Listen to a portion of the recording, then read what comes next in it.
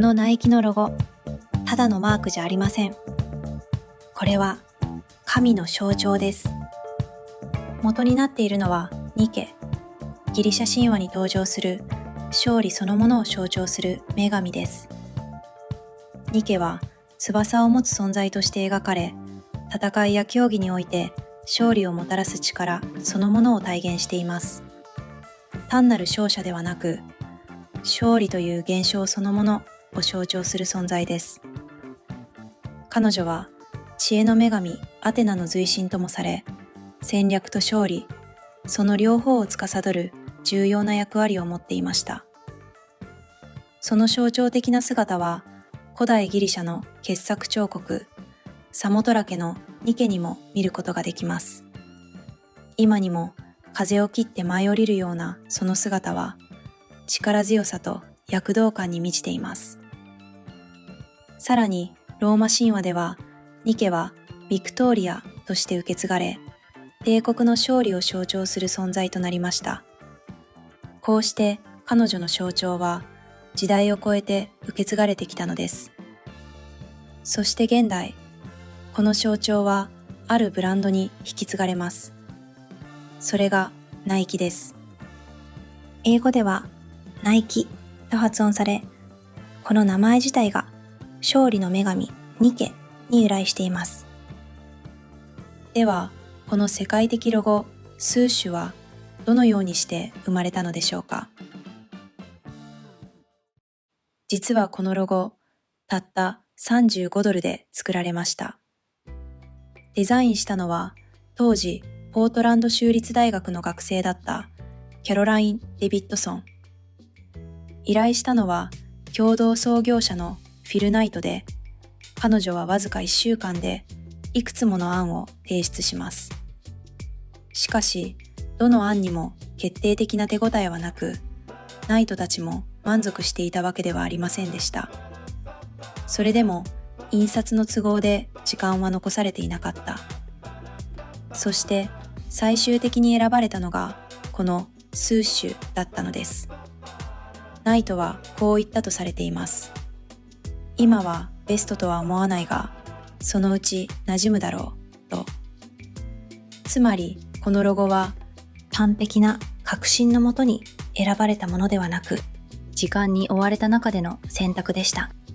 しかし、その選択が後に世界を象徴するマークへと変わっていきます。このスーシュはニケの翼を抽象化したものだと言われています。一瞬で走り抜けるようなラインはスピードと躍動感を表し、同時に勝利へ導く力を象徴しています。スーシュという言葉自体も風を切るような音を意味しています。つまりこれはただのデザインではなく、動きと勝利を視覚化した象徴なのです。1972年、このロゴは初めてシューズに採用され、やがて世界中に広がっていきました。そして現在では誰もが一目で認識する存在となっています。さらに後にデビッドソンの功績は再評価され、株式やダイヤモンドのリングが贈られることになります。$35で生まれたロゴが計り知れない価値を持つ存在へと変わったのです。つまり、ナイキのロゴは単なる企業ロゴではありません。それは古代神話に由来する勝利という概念そのものを現代にまで引き継いでいる象徴です。そしてその勝利とは単なる結果ではない、もっと本質的な意味を持っています。ナイキエアフォースワン、白地に黒いシンボルマーク。このマークは女神ニケの翼に由来しています。そしてこの白と黒の組み合わせにも意味があります。黒と白、このコントラストは市松模様として古くから使われてきました。途切れることなく続くことから繁栄、そして陰と陽のバランスによる調和を意味します。実はこの白と黒、フリーメイソンのロッジにも存在します。床はチェック柄、市松模様、モザイクテーブメントと呼ばれるものです。ここに込められているのは二元性の世界、光と闇、善と悪、生と死、陰と陽。この世界はどちらか一つでは成り立たない。白か黒ではなく、白と黒が並んで存在している。つまり本質は対立ではなく共存と調和です。陰陽のように陰の中に陽があり、陽の中に陰がある。すべては分かれているようで、実はつながっている。フリーメイソンではこの床の上に立つことで理解させます。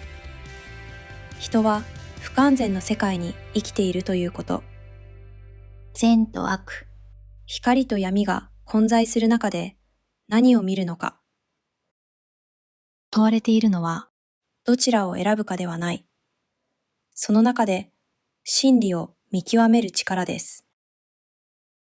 では、その白と黒が並ぶ、二つが並ぶ世界の先にあるものは何か。それはグレーゾーンの第三の目です。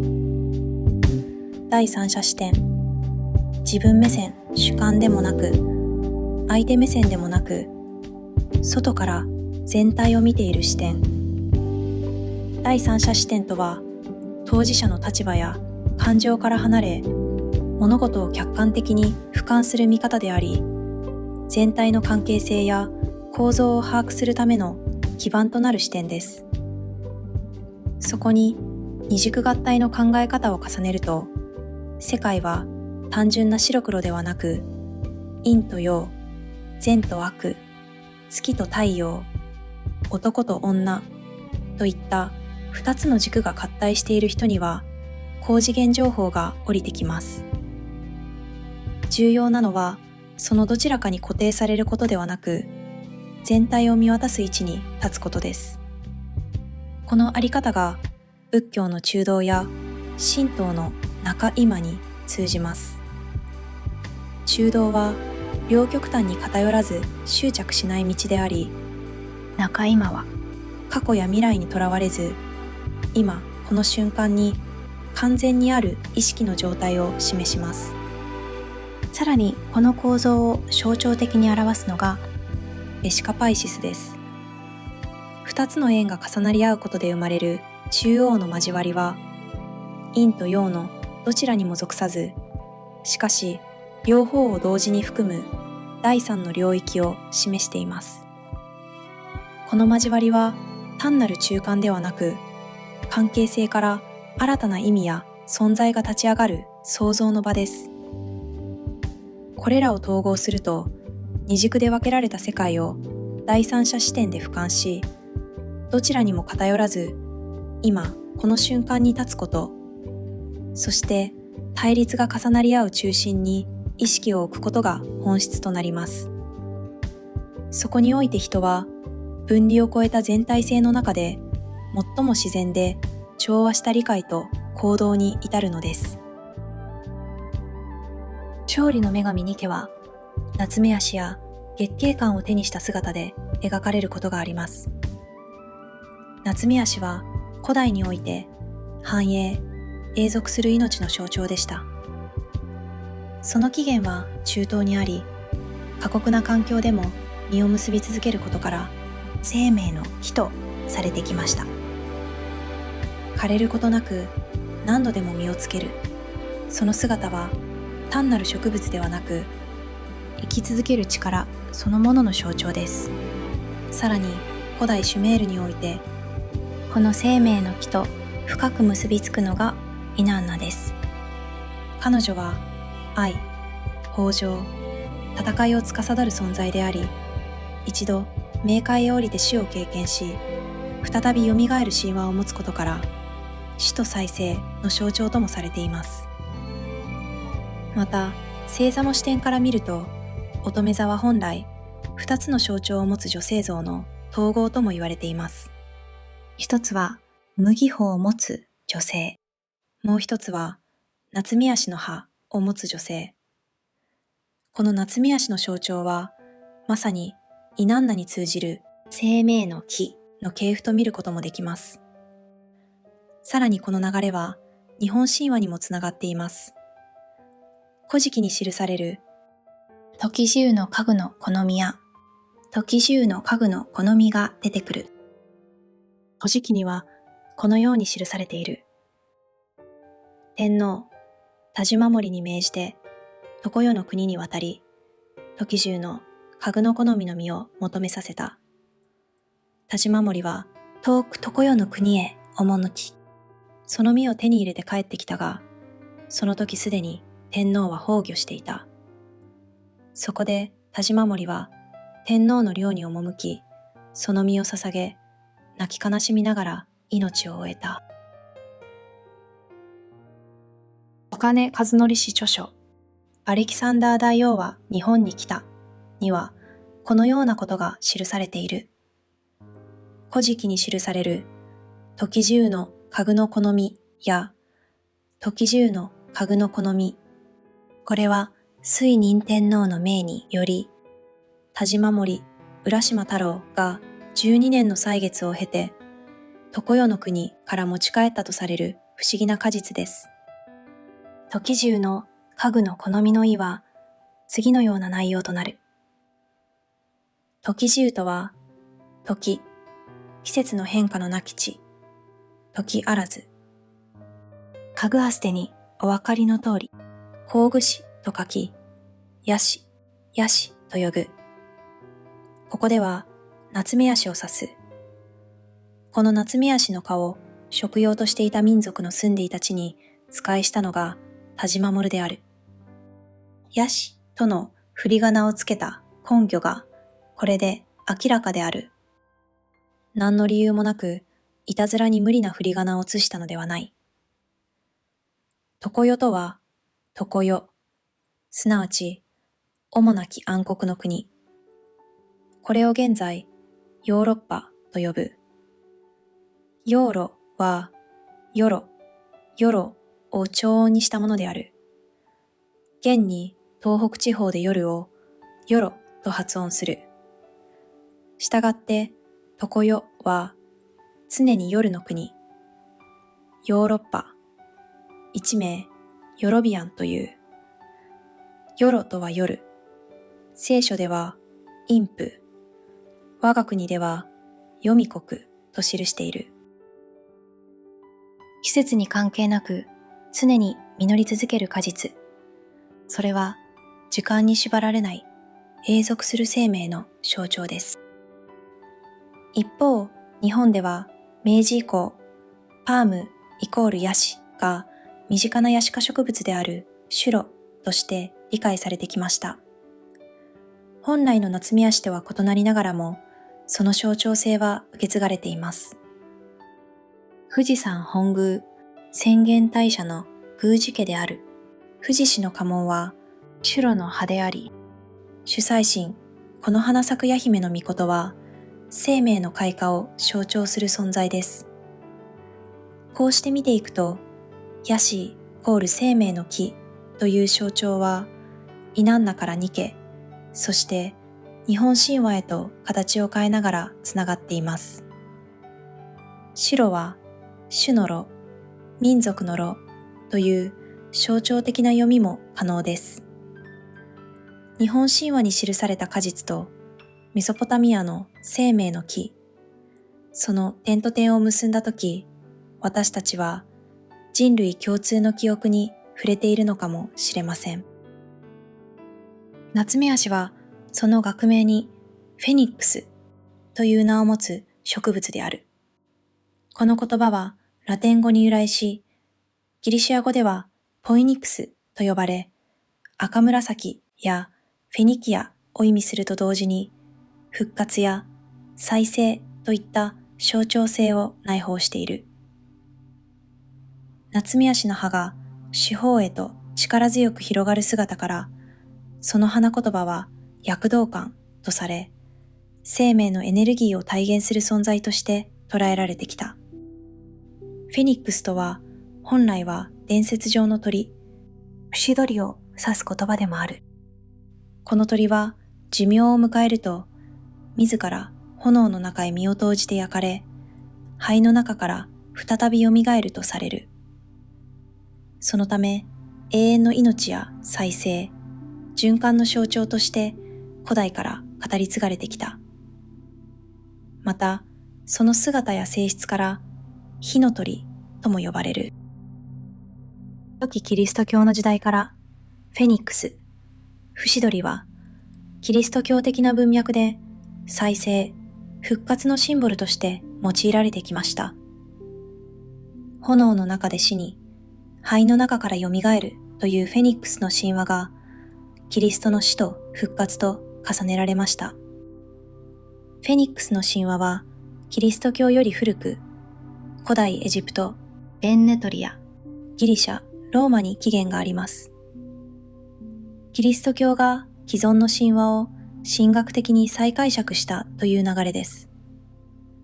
太陽神ラーは誕生の際にベンヌと呼ばれる鳥の姿で、このベンベン石、オベリスクの上に止まるのだといいます。この世の最初に誕生した鳥であることから、ベンヌの鳴き声により、この世の時間が開始されたともされる。ベンベン石はピラミッドやオベリスクの先端のような形をしていると伝えられている。このことから、ベンベン石はその後のピラミッドやオベリスクの原型となった。東洋においては、鳳凰という存在が同様に神聖視されてきた。鳳凰はしばしば西洋のフェニックスと対比され、東洋の節鳥ともみなされる。外見的には、鳳凰は孔雀のように優雅で華やかであり、節鳥は鷲のように力強い姿で描かれる点に違いがある。中国神話における鳳凰は、皇徳、優雅さ、権力、繁栄の象徴であり、さらに陰と陽の統合という重要な意味を持つ。鳳凰は、オスの鳳とメスの王からなり、それぞれが対となる存在として調和を表現している。この構造は宇宙的な二元性の統合を象徴するものとも解釈できる。さらに象徴的解釈を深めると、オスの方は太陽的存在としてシュメール神話のウトゥ、日本神話のサルタヒコオオカミ、あるいはキリスト的象徴へと重ねられ、メスの王は月的女性原理としてイナンナ、雨のうずめの御事、マグダラのマリアと結びつけて理解されることもある。こうした対応関係は文化や神話を超えて繰り返し現れる対なるものの統合という普遍的なテーマを示している。視点を広げると、エデンの園の東で生命の木を守るケルビムもまた翼を持つ守護存在であり、鳳凰やフェニックスと共通する象徴性を帯びている。生命の木を守る門番という役割が神話を超えて一致している。さらに、古代メソポタミアのイナンナは金星の象徴であり、生命と豊穣を司る女神である。彼女が好んだ夏目足は生命の木の原型ともされ、日本の16花弁、菊花紋に見られるロゼッタ構造にも通じるとされる。また、ゾロアスター教における守護霊、フラワシやシュメール文明の有翼円盤は、魂や祖霊、そして天の意志を象徴する存在であり、これらは日本神話のヤタガラスとも共鳴し、いずれも人類を導く天のナビゲーターという役割において一致している。鳳凰は百鳥の王、獅子は百獣の王とされ、天と地、火と水、陰と陽といったすべての対極は本来一つの構造にある。神話は断片ではない。天使、鳳凰、フェニックス、ヤタガラス、それらはすべて分離した世界を再び一つへと戻す再生と統合の設計図を示しているのである。勝利の女神ニケは勝者に月桂冠を授ける存在として描かれます。この月桂冠はアポロンとダフネの神話に由来し、永遠、栄光、神聖な勝利を意味します。ここで生命の持続は勝利という形へと昇華されたのです。そしてその象徴はさらにキリスト教へと連なり、聖母戴冠の場面では聖母マリアが天において冠を授けられます。それは単なる勝敗を超え、神に選ばれた完全な存在としての証です。この3つを一本の流れとして見ると、明確な構造が浮かび上がります。イナンナは生命、ニケは勝利、そして聖母は完成。生命が続くことが勝利となり、その勝利が最終的に神聖な完成へと至る。夏目足という生命の木から始まった象徴は、月桂冠として勝利を表し、やがて聖なる冠として天に掲げられる。神話も宗教も異なるようでいて、その本質は一つにつながっています。勝利とは何か？それはただ勝つことではない。生き続け、乗り越え、そして最終的に完成された新人合一へと至ること。そのプロセスそのものが人類が神話に託してきた真の意味なのかもしれません。